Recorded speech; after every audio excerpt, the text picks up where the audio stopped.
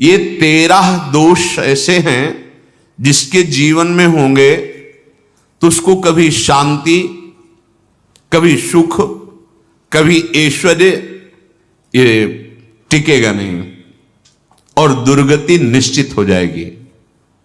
बहुत ध्यान से सुने। एक श्लोक में 6 दोष और दूसरे श्लोक में 7 दोष। उपासक को कभी इन दोषों को अपने अंदर टिकने नहीं देना चाहिए। और जो संसार के मार्ग में चल रहे हैं, अगर इन दोषों में चलेंगे तो वो जो आपके पुण्य कर्मों से ऐश्वर्य है भी वो नष्ट हो जाएगा। आप दुख, चिंता, शोक से ग्रसित होकर बड़ा दुख में जीवन व्यतीत करेंगे और आपकी गति बिगड़ जाएगी, दुर्गति हो जाएगी। ये 13 लिख लो दिमाग में, डायरी में, क्योंकि ये नोट हो रहा है, आवाज डाली जाएगी। आप बार बार सुन, इनसे बचिए। अपनी बड़ाई, अपनी प्रशंसा कभी अपने मुख से नहीं करना, नहीं तो आपके पुण्य नष्ट हो जाएंगे। बुद्धि भ्रष्ट माने गिर जाएगी, अगर परमार्थ में चल रहे हैं तो भी, और व्यवहार में तो पुण्य नष्ट हो ही जाएंगे। बुद्धि गिरी हुई तभी ऐसी बात होती है। और यह दोष बहुतायत है, ये बहुत प्रभावशाली है। अपनी बड़ाई मारना, इसको देख लो, पकड़ो, सत्संग है। अपने मुख से कभी अपनी बड़ाई ना करना। अगर कोई अपने मुख से अपनी बड़ाई करता है तो उसके सुकृत नष्ट हो जाते हैं।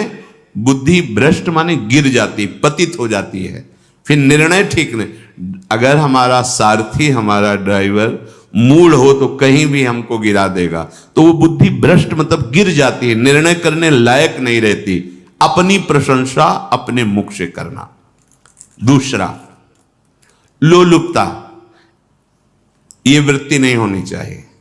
धर्म से चलेंगे, धर्म के द्वारा जो हमें प्राप्त होगा उसी से हम अपना भरण पोषण करेंगे।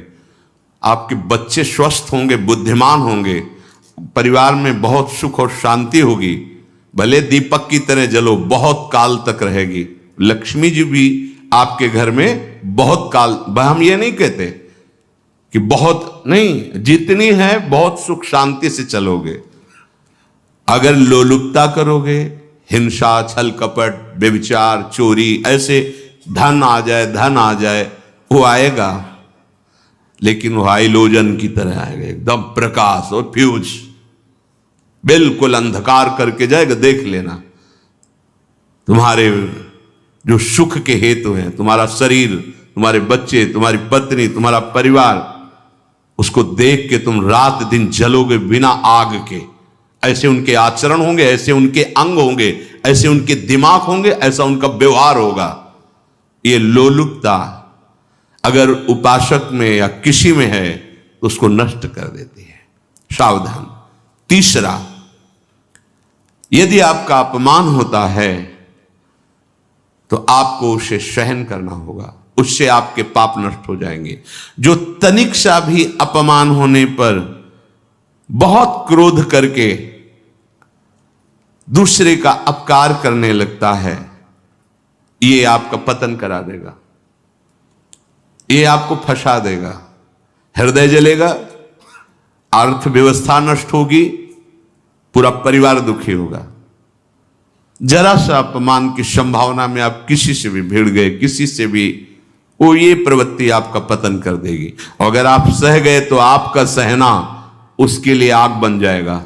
उमा क्षमा साप होते भारी, तुम्हें दंड देने की जरूरत नहीं, उसका एक कर्म ही उसे दंड दे देगा।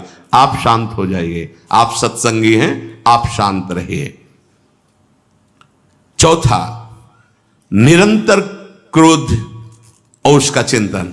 बैठे बैठे बस द्वेषियों का चिंतन ही हो रहा है, अंदर क्रोध का चिंतन और द्वेषियों का चिंतन ही हो रहा है। द्वेष भरी बातें, द्वेष भरे क्रियाएं, उन्हीं का चिंतन करके जलते रहना क्रोध से। उपासक को तो क्रोध करना ही नहीं चाहिए, बहुत शांत।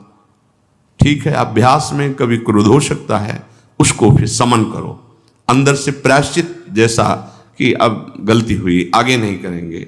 और व्यवहार में भी क्रोध को आप पीना सीखें।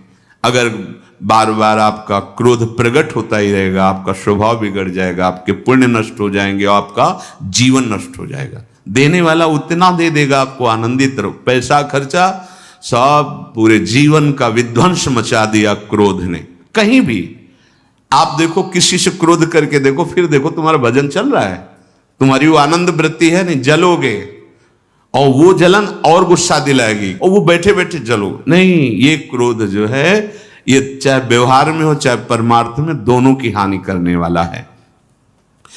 और आश्रित जनों की रक्षा ना करना। अगर कोई भाग कर आपके पास आ गया है, कोई पशु पक्षी या कोई मनुष्य, आपको चाहिए कि अब चाहे हमारे पहले प्राण जाएं, उसकी रक्षा करेंगे। सीवी जैसे तो कोई बिरले ही होते हैं, पर इतना जरूर ध्यान रहे, जैसे कोई पशु पक्षी किसी भय से आपकी सीमा के अंतर्गत आ गया है, अब उसकी रक्षा करनी है आपको। अगर आप स्वयं मार देते हैं या मरवा देते हैं, या आपके सुकृत नष्ट कर देगा, या आपकी दुर्गति का कारण बन जाएगा। और जो पाप कर्म उत्साहित होकर करते हैं, उपासक को तो बहुत सावधान रहना चाहिए, पर व्यवहार में भी जो नहीं करना चाहिए, अगर वो पाप कर्म आपके द्वारा मन में प्रेरित हो रहे हैं, संकल्प बन रहा है, क्रियाएं हो रही, दुर्गति पक्की, पुण्य नष्ट हो जाएंगे, दुख अशांति बढ़ती चली जाएगी, कभी शांति नहीं प्राप्त कर पाएंगे। ऐसा नहीं कि जो मन में आवे सो करें। पापाचरण निडर और उत्साहित होकर करना, अगर ऐसे लक्षण है, निश्चित दुर्गति होती है। ये 6, अपनी बहुत बड़ाई करने वाला अपने मुख से, लोलुपता, तनिक से अपमान में सहन ना करने वाला, निरंतर क्रोधी और आश्रित जनों की रक्षा न करने वाला, और निडर हर्षित होकर पाप कर्म करने वाला। दूसरे श्लोक में 7 है, 6 7। 1, संभोग का ही चिंतन करना, संभोग में ही मन लगाना, संभोग दूसरी स्त्रियों के साथ करने की भावना रखना, जीव नष्ट हो जाता है। ठीक है, धर्मयुक्त काम भगवान ने आदेश किया है, आपका पाणिग्रहण संस्कार हो गया है, संतानोत्पत्ति की भावना से कुछ पवित्र तिथियों का त्याग करते हुए चर्चा में हुई है।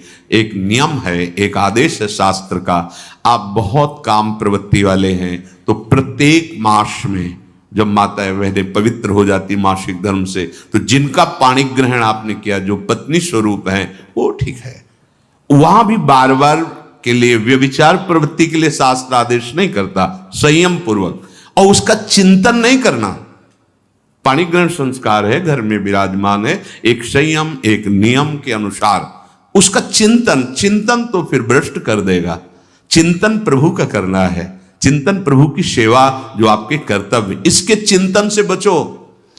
घातक है, बहुत बड़ा जहर है, अगर विषय चिंतन होने लगा तो मरोगे, जिंदा जलोगे, दुर्गति भी होगी। ये अंदर की जो आग है ना, कामाग्नि, ये इतनी बढ़ती चली जाएगी, तुम्हारे होश खराब हो जाएंगे कि मुझे क्या करना चाहिए क्या नहीं करना चाहिए। कोवा मदांधो मदना तुरोवा, अंधा हो जाएगा, नहीं दिखाई देगा अनुजा तनुजा क्या है कौन है, कुछ नहीं, भ्रष्ट बुद्धि।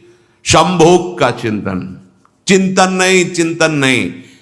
धर्मयुक्त काम आदेश है शास्त्र में। यदि आप प्रवृत्ति मार्ग में हैं तो अपनी पत्नी को जो पाणिग्रहण स्वीकार किया है, वहां भी पवित्र तिथियों का त्याग करते हुए, एकादशी है, रामनवमी है, नवदुर्गा है, जन्माष्टमी है, राधाष्टमी, जो पवित्र तिथियों का त्याग करते हुए, और ऐसे जो मर्यादाएं हैं उसके अनुसार, और कहीं पराई स्त्री के साथ संभोग की बात, निश्चित दुर्गति पक्की है। ऐसे ही माताओं के लिए है, स्त्री शरीर के लिए है। यदि वो ऐसी गलत चेष्टा, तो पतिवंचक परपति रति करही, रौरव नरक कल्प सत परही।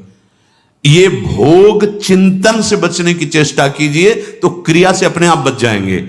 विषमता रखने वाला, सबके साथ बर्ताव ऐसा कि मैं बहुत श्रेष्ठ हूं और दूसरे सब नहीं, ऐसा व्यवहार नहीं। सब भगवत स्वरूप हैं, समान व्यवहार। जैसे आपके भोजन है तो जो आप पा रहे हो वही सबको दीजिए। बैठने की व्यवस्था, उठने की व्यवस्था, क्रम बाय क्रम, पर उसको भी नीच भाव से मत देखिए। उस कोटि का उसको प्यार दीजिए, दुलार दीजिए, सम्मान दीजिए। इतनी विषमता ना फैलाते रहें अपने जीवन में कि आप सबके निंदा के पात्र बन जाए। विषमता नहीं, सबको प्यार। हाँ ठीक है, पुत्र का अलग प्यार है, भाई का अलग प्यार है, पिता का अलग प्यार है, पर हमारा व्यवहार प्रीति युक्त होना चाहिए, विषमता भरा नहीं होना चाहिए। अगर हमारे चित्त में विषमता ही रही तो संसार है, प्रभु नहीं है। जीत विषम संसार कीर्ति जग बिस्तरे। जो विषमता पर विजय प्राप्त कर लेता है वही भगवत प्राप्ति का अधिकारी। ये विषमता बहुत बड़ी हानि है। तीसरी बात, अत्यंत मानी होना। जहां आपके प्राण कमजोर होंगे, पुण्य नष्ट होगा, आयुश्री सब नष्ट होना है, ऐसे आचरण करवाएगा गुरुजनों के साथ, महापुरुषों के साथ। ये बहुत नीच प्रवृत्ति है। अत्यंत मान प्रियता, मुझे सम्मान मिले, उत्तम प्रवृत्ति है। सबको मान देना, स्वयं अमानी रहना। चौथा, दान देने की बात कह के मुकर जाना या दान देकर पश्चाताप करना। दे दिया है, बहुत जल रहे हो, दूसरे से वार्ता कर रहे हो कि पता नहीं क्या यार बुद्धि में हो गया, हमने उसको इतना कहा था, उतना दे दिया, क्यों दे दिया, ऐसा ऐसा, मतलब अंदर चिंतन करना, क्यों दे दे तो दिया। इसके बाद जो आपका ये जलन हो रही, पश्चाताप, सुकृत नष्ट हो रहे हैं। दान देकर पश्चाताप करना या दान देने की बात कह के मुकर जाना।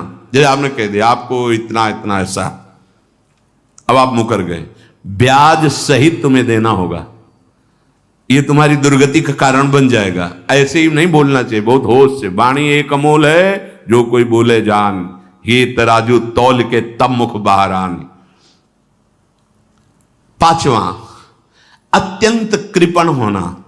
ना परिवार को सुखी कर पा रहा, ना अपने को सुखी कर पा रहा है। एक एक सिक्का बैंक में जो मर गया।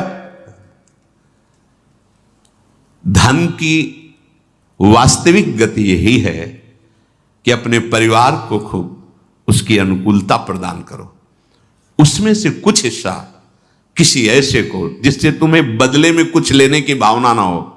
कोई साधु महात्मा, गाय, पशु, पक्षी, किसी भी जीव बीमार है, शरीरधारी, उसके जिससे कुछ कभी लेने की भावना ना हो, एहसान की भावना ना हो। सो धन धन्य प्रथम गति जाकी, धन्य हो गया उसका धन।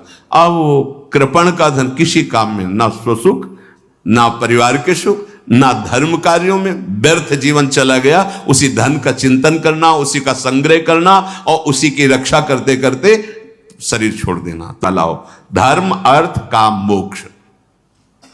और जो बालक, स्त्री, पागल, असहाय, जो इनकी रक्षा न करके इनकी हानि करता है, दुर्गति निश्चित है। माना आपकी पत्नी है, उसका स्वभाव बिगड़ा हुआ है, क्रोधी है, कटु वचन बोल, लेकिन आपके ही प्रारब्ध के लिए, माना आपका पति ऐसा स्वभाव वाला है, पर आपके ही प्रारब्ध से तो संयोग बना है आकर, अब इसका निर्वाह कर ले जाओ तो पवित्र हो जाओगे दोनों। और अगर झगड़ा और लड़ाई और मारपीट और कहीं हिंसा आदि के रूप में उतर गए तो फिर और करनी बिगड़ गई। बालक है, आप उसको ज्ञान नहीं कि आप पवित्र है, कि आप पवित्र है, उसको ज्ञान नहीं कि आप उसके साथ व्यवहार अच्छा कर रहे हैं कि बुरा कर रहे हैं। रक्षा करनी है आपको, शोषण नहीं करना। कह रहे स्त्री, बालक और पागल, जिसे विक्षिप्त है, पागल है, आपको रक्षा करनी है। बन जाए तो उसको भोजन, ऐसा नहीं कि ईंट मारो, उसको अपमानित करो। उसकी बुद्धि खराब है, प्रारब्धवशात खराब हो गई है, तो शास्त्र आज्ञा करता है स्त्री, बालक, जैसे पागल, विक्षिप्त आदि हैं, असहाय है, असमर्थ है, बूढ़ा है, वो आप सेवा भी करो तो वो गाली दे सकते हैं, उनकी बुद्धि बिगड़ गई। आपको उनको दंड नहीं देना, मारना नहीं है आपको। मान लो आपके बड़े बूढ़े बुजुर्ग जन हैं, आप सेवा भी कर रहे हो तो आपको कटु वचन बोल सकते हैं, आपकी निंदा कर सकते हैं, लेकिन आपको उनके साथ व्यवहार सद करना है। अगर आपने इन दोषों को स्वीकार किया तो निश्चित आपकी दुर्गति होगी, ना इस लोक में आपको शांति मिलेगी, ना परलोक में। इसलिए इन दोषों को बार बार सुन करके और हृदय में जांचो कि कहीं है तो नहीं, अगर है तो सत्संग, भजन बल, भगवत प्रार्थना के बल से इन दोषों का त्याग कर दो, जीवन मंगलमय हो जाएगा। से अगर अच्छी क्रियाओं को देख रहे हो कि प्रभु करा रहे, तो बुरी क्रियाओं का संकल्प ही नहीं उदय होगा। अहम गलित हो गया तो अहम में ही तो सारे विकार रहते हैं। हर समय प्रभु के सामने कृतज्ञ रहो।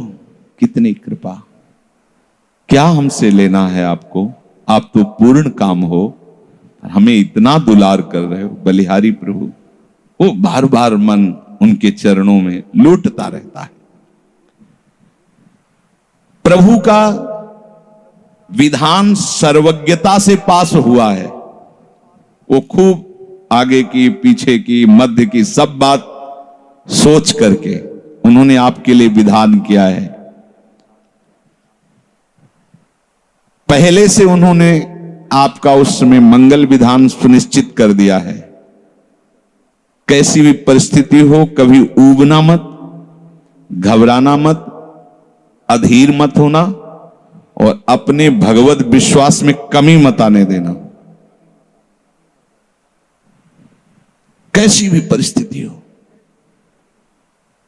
यह जरूरी है। उबना मत। बहुत हो गया कष्ट सहते सहते, कितना सहूं, नहीं। ये अगर ऐसा आ रहा है तो भी आप भगवद आश्रित नहीं हुए। नहीं, ऐसा आ ही नहीं सकता। बड़ा आनंद आता है कष्ट में, बड़ा आनंद आता है। पूरा का पूरा मन, इंद्रियां केवल प्रभु में होती, क्योंकि कष्ट में कोई विषय की इच्छा तो होती नहीं किसी को भी। भारी पीड़ा है तो सब उसी में होती। जिसने अभ्यास किया है भगवत चिंतन का, आश्रय है प्रभु का, तो कष्ट में भाग के कहां जाएगा, उसी में तो एकदम तन्मय हो जाता है मन, इंद्रिया। इस तरह हो, उनके भरोसे पर कभी, कई बार चर्चा की है प्रताप राय जी की। बचपन से भजन परायण थे, ईश्वर संपन्न घर था, भाई बहन सब खूब। कुछ दिनों बाद माता पिता पधार गए, पूरा अधिकार। ऐसे भजन में डूबे रहते कि उनका व्यापार था कि जैसे कोई धन लेने के लिए आया तो उसके लिए कुछ गिरवी रखना होता था, आभूषण आदि, और जितनी आवश्यकता है आप धन ले जाइए, और जब धन मिल जाए तो ब्याज से ही तो उसमें रख जाना और अपना सामान ले जाना। एक बक्सा रखा रहता था और वो आप माला लिए हर समय भजन करते रहे। बड़े वास्तविक आंतरिक वृत्ति से प्रभु में लगे थे। पर उनकी कुल परंपरा का यह व्यापार था। जैसे सदन जी की कुल परंपरा, तो कुछ गृहस्थ ऐसे महापुरुष जो अपने, भगवान भी कहते पर धर्मो भयावहा सुधर्मो निधनो श्रेया पर धर्म, वो जो वहां का काजी था उसने देखा कि बिना किसी प्रयत्न के बड़ा आनंद इनके चल रहा है, तो जलन होती। जो भगवत विरोधी जन, विमुख जन होते हैं तो जलन होती है। इसको दूसरे रूप में हम कह सकते हैं कि प्रभु अब उनके भजन का फल देना चाहते थे। दोनों बातें, परिणाम जान गए हैं इसलिए हम कह रहे हैं प्रभु उनके भजन का फल देना चाहते थे। और वो वर्तमान से देखो तो वो द्रोही थे, भगवत द्रोही जन। 3 लोगों ने काजी से मिलकर कहा बड़ा सुख लूट रहा है, हम जाके देखा है, बढ़िया काम बन जाए। वो देखता भी नहीं कि बक्से में क्या रखा गया। ठीक, तो कुछ कंकड़ ऐसे झोली में, पहले थैली टाइप की झोली होती, गए प्रणाम किया और कहा हमें 10,000 रुपए की आवश्यकता है, यहां लिखो दस्तखत, तारीख, दिन, और चेक भी नहीं करे। वो इतने विश्वास परायण भक्त थे, अभी तक ऐसा कुछ हुआ भी नहीं था। 10,000 रुपए दे।